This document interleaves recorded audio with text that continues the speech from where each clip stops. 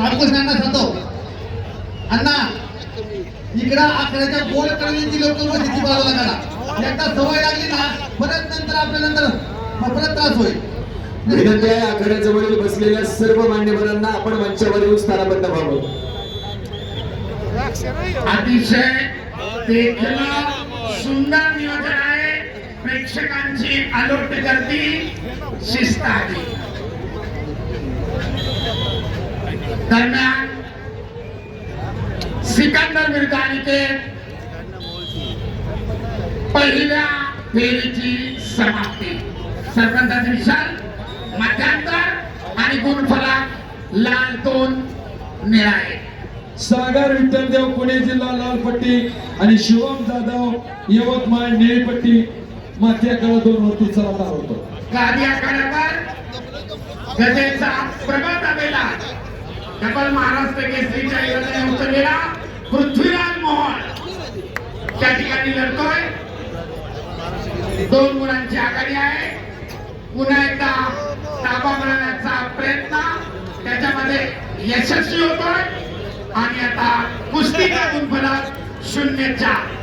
4 गुणांची आघाडी आहे पृथ्वीराजकडे. मोळी नाव करण्याचा प्रयत्न त्यातनच भारंदाज. पुन्हा 2 गुण मिळाले 0-6.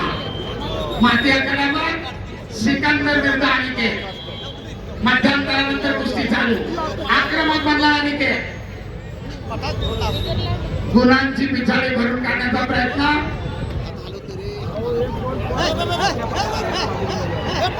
बघण्याचा प्रयत्न सिकंदरचा. नावा मिळवून 2 गुणांची वसुली.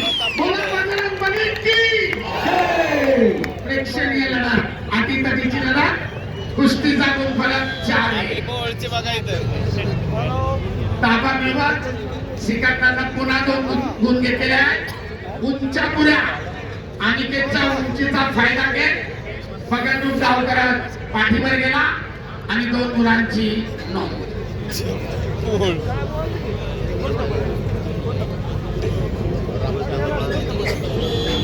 कुस्तीनंतर थोडं पाणी मारा. संयोजक स्वयंसेवक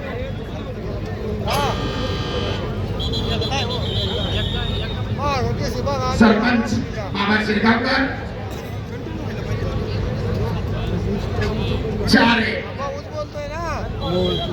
पलीकडे तब्बल 6 गुणांची आघाडी घेत पृथ्वीराज विजयाच्या दिशेने वाटचाल करतोय. आपल्या पहिल्या कुस्तीमध्ये माती आखाड्यावर सिकंदर विरुद्ध अनिकेत. आक्रमक बनण्यास प्रयत्न अनिकेतचा धुडकावून लावला आणि त्याच ठिकाणी ताबा मिळवत सिकंदरने पुन्हा 2 गुण घेतले. 6 आहे. तब्बल 5 गुणांची आघाडी. आपल्या अनुभवाचा पुरेपूर फायदा करतोय सिकंदर. कुस्तीचे 2 अद्याप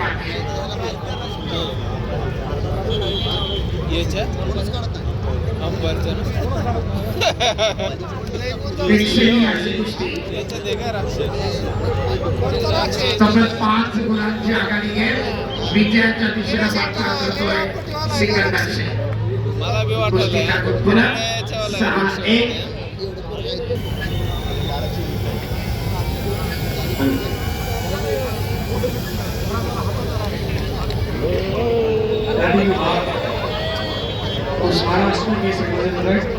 आणि संपलेल्या कुस्तीमध्ये